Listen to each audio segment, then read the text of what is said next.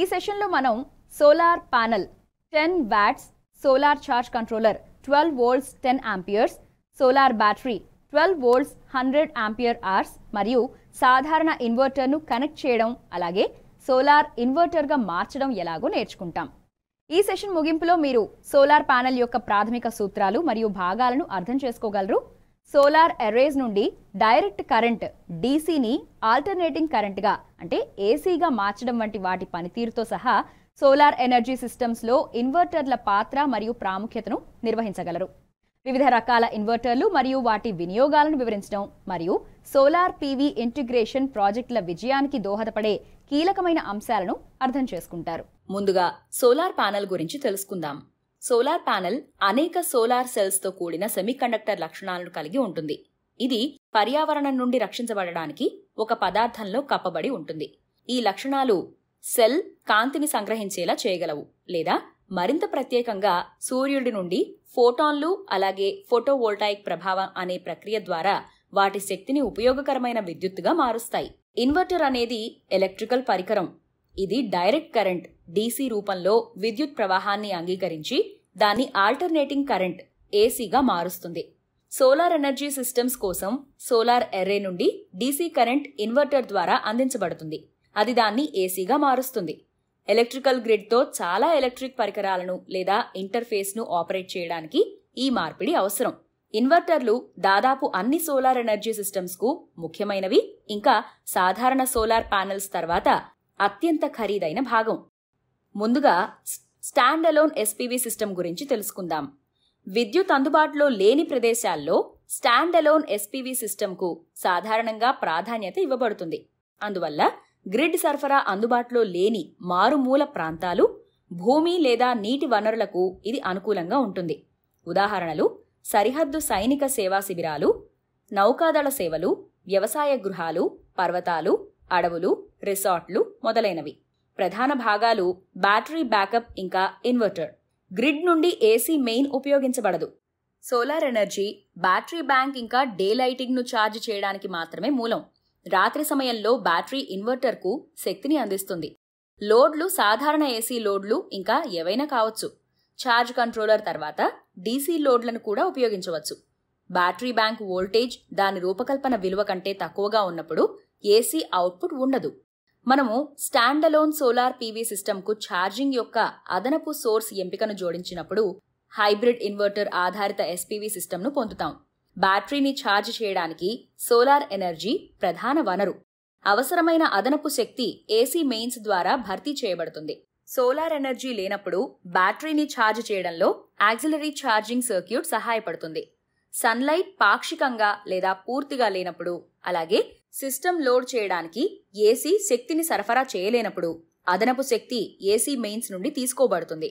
బ్యాటరీకి అదనపు శక్తి ఇన్పుట్ను సరఫరా చేయడానికి రెక్టిఫైయర్ల ద్వారా ఏసీ మెయిన్స్ పవర్ డీసీ పవర్గా మార్చబడుతుంది. లేనప్పుడు డీజిల్ జనరేటర్ కూడా ఎంపికల్లో ఒకటి. AC mains power. ఏసీ మెయిన్లు ఇంకా డీజిల్ జనరేటర్ రెండూ పునరుద్ధరించలేనివి. హైబ్రిడ్ ఎస్పీబీ వ్యవస్థల పరిధిని విస్తరించడానికి గాలి లేదా హైడ్రో వంటి ఇతర పునరుత్పాదక ఇంధన వనరులను కూడా ఉపయోగించవచ్చు. బ్యాటరీ బ్యాంక్ ఇన్పుట్లో ఎలక్ట్రానిక్ సర్క్యూట్లను చేర్చడం ద్వారా ఒకటి నుండి సోలార్ ఎనర్జీ వరకు ఛార్జింగ్ ప్రాధాన్యత, దాని తర్వాత ఇతర వనరులను సెట్ చేయవచ్చు. బ్యాటరీ ఉపయోగించబడదు కాబట్టి సోలార్ ఎనర్జీ యొక్క బ్యాకప్ అందుబాటులో లేదు. సూర్యకాంతి ఉన్నప్పుడే ఉత్పత్తి సాధ్యమవుతుంది. గ్రిడ్ టైడ్ ఇన్వర్టర్ ద్వారా సోలార్ ఎనర్జీ నేరుగా ఏసీకి మార్చబడుతుంది, ఇంకా గ్రిడ్కు సరఫరా చేయబడుతుంది. గ్రిడ్ మూసివేయబడినప్పుడు డౌన్ సోలార్ ఇన్పుట్ డిస్కనెక్ట్ చేయబడుతుంది, ఇంకా గ్రిడ్ టై ఇన్వర్టర్ నుండి అవుట్పుట్ ఉండదు. లోడ్ ఇన్వర్టర్ అవుట్పుట్ను షేర్ చేస్తుంది, తద్వారా మిగిలినవి గ్రిడ్కు సరఫరా చేయబడతాయి. ఉత్పత్తి చేయబడిన శక్తి కంటే ఎక్కువ లోడ్ తీసుకున్నప్పుడు గ్రిడ్ నుండి అదనపు మాత్రమే తీసుకోబడుతుంది. వినియోగదారుడు విద్యుత్ నికర వినియోగాన్ని పొందడానికి గ్రిడ్ ఇన్పుట్ పాయింట్లోని సాధారణ ఏసీ ఎనర్జీ మీటర్ స్థానంలో యుటిలిటీ మీటర్, దీన్ని బై డైరెక్షనల్ ఎనర్జీ మీటర్ అని కూడా పిలుస్తారు, దీని ద్వారా భర్తీ చేస్తారు.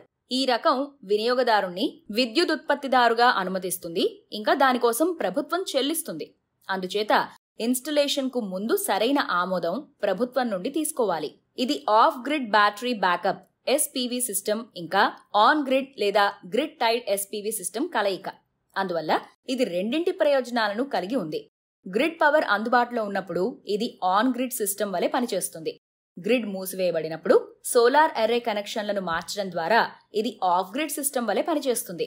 ఆన్ గ్రిడ్ సిస్టమ్ యొక్క లోడ్ ముగింపులో ఉన్న ఆఫ్ గ్రిడ్ సిస్టమ్ కూడా ఇలాంటి ఫలితాలను అందిస్తుంది. సూర్యకాంతి యొక్క అపరిమిత శక్తి నుండి గ్రిడ్ ఇంటరాక్టివ్ సోలార్ సిస్టమ్ స్వచ్ఛమైన శక్తిని ఉత్పత్తి చేస్తుంది. గ్రిడ్ ఇంటరాక్టివ్ ఇన్వర్టర్లు గాలి లేదా హైడ్రో పవర్ వంటి ఇతర పునరుత్పాదక వనరులను కూడా ఉపయోగించవచ్చు.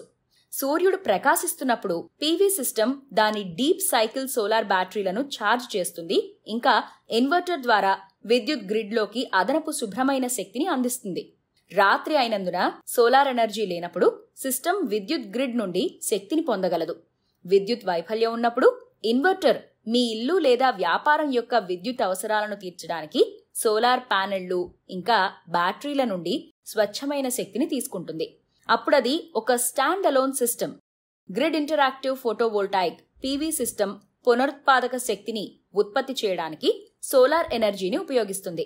ఇది విద్యుత్ వైఫల్యాల సమయంలో ఉపయోగం కోసం బ్యాటరీలను ఛార్జ్ చేస్తుంది. ఇంకా విద్యుత్ గ్రిడ్లోకి శక్తిని అందిస్తుంది.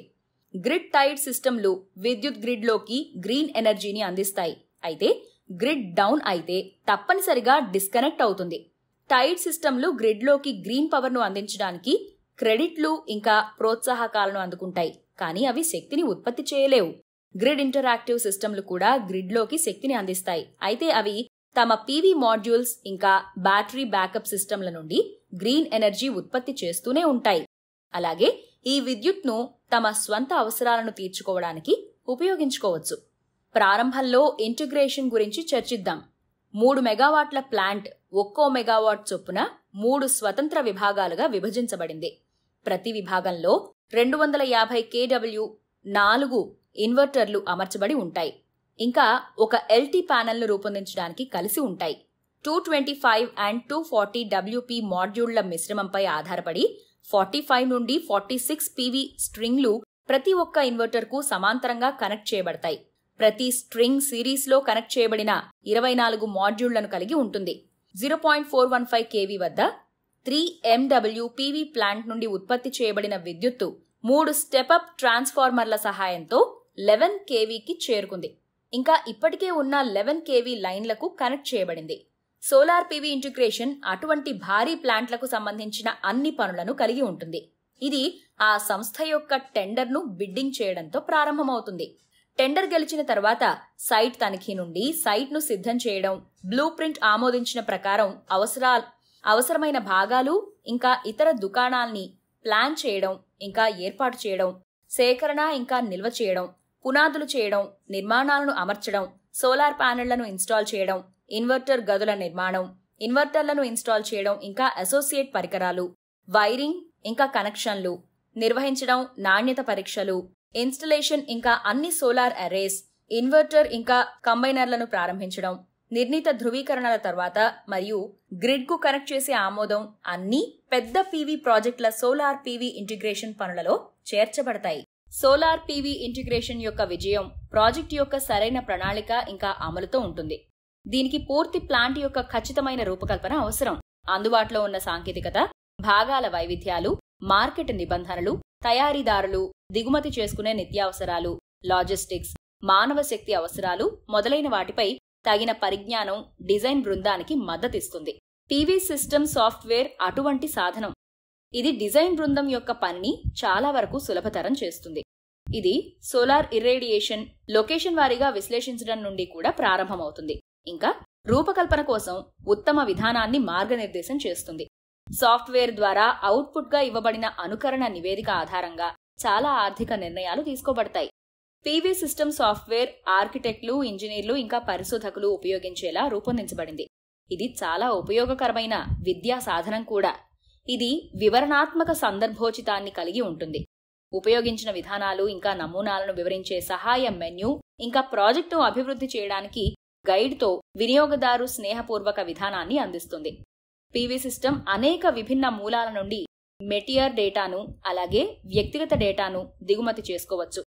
పీవీ సిస్ట్ పూర్తి నివేదిక నిర్దిష్ట గ్రాఫ్లు ఇంకా పట్టికల రూపంలో ఫలితాలను అందజేస్తుంది. అలాగే ఇతర సాఫ్ట్వేర్లలో ఉపయోగం కోసం డేటాను ఎగుమతి చేయవచ్చు. సిస్టమ్ డిజైన్ శీఘ్ర మరియు సరళమైన ప్రక్రియపై ఆధారపడి ఉంటుంది. కావలసిన పవర్ లేదా అందుబాటులో ఉన్న ప్రాంతాన్ని పేర్కొనండి.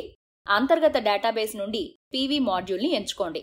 అంతర్గత డేటాబేస్ నుండి ఇన్వర్టర్ను ఎంచుకోండి. ఇంకా పీవీ సిస్టమ్ శ్రేణి లేదా సిస్టమ్ కాన్ఫిగరేషన్ను ప్రతిపాదిస్తుంది. ఇది ప్రాథమిక అనుకరణను నిర్వహించడానికి మిమ్మల్ని అనుమతిస్తుంది. సాఫ్ట్వేర్ రంగు, కోడెడ్ హెచ్చరిక లేదా లోపాల సందేశ వ్యవస్థను పొందుపరుస్తుంది. మీ డిజైన్తో సరిపోలకపోవడం, సమస్య హెచ్చరిక ఉంటే మీరు సరైన ఫ్రేమ్లో హెచ్చరిస్తారు. పైన పేర్కొన్న విధంగానే ఇంటర్నెట్లో ఇతర సాఫ్ట్వేర్లు అందుబాటులో ఉన్నాయి. మనం సోలార్ పీవీ ప్లాంట్ను ఎంచుకోవచ్చు, కొనుగోలు చేయవచ్చు, అలాగే డిజైన్ చేయడానికి ఉపయోగించవచ్చు. ఇన్వర్టర్ వైరింగ్ డయాగ్రామ్ ని అధ్యయనం చేయండి. ఇంకా సోలార్ ఇన్వర్టర్ యొక్క భాగాలను కనెక్ట్ చేయండి. మీరు ఈ క్రింది అన్ని సాధనాలు ఇంకా సామగ్రిని కలిగి ఉన్నారని నిర్ధారించుకోండి.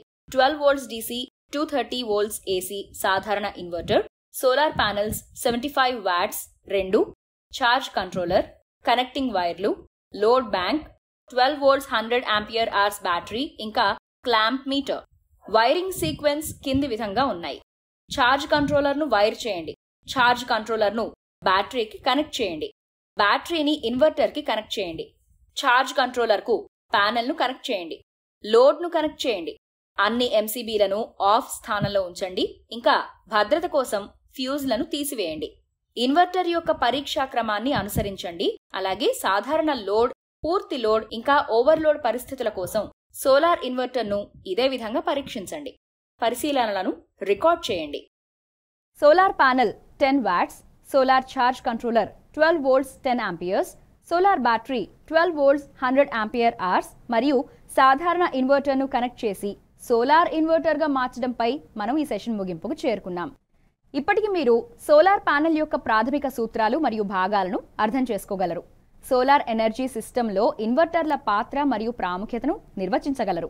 వాటి పనితీరుతో సహా సోలార్ ఎర్రేల నుండి ప్రత్యక్ష ప్రవాహాన్ని అంటే DC, ఆల్టర్నేటింగ్ కరెంట్ ACకి మార్చడం వివరించడం, వివిధ రకాల ఇన్వర్టర్లు మరియు వాటి ఉపయోగాలు, అలాగే సోలార్ PV ఇంటిగ్రేషన్ ప్రాజెక్టుల విజయానికి దోహదపడే కీలకమైన అంశాలను అర్థం చేసుకుని ఉంటారు.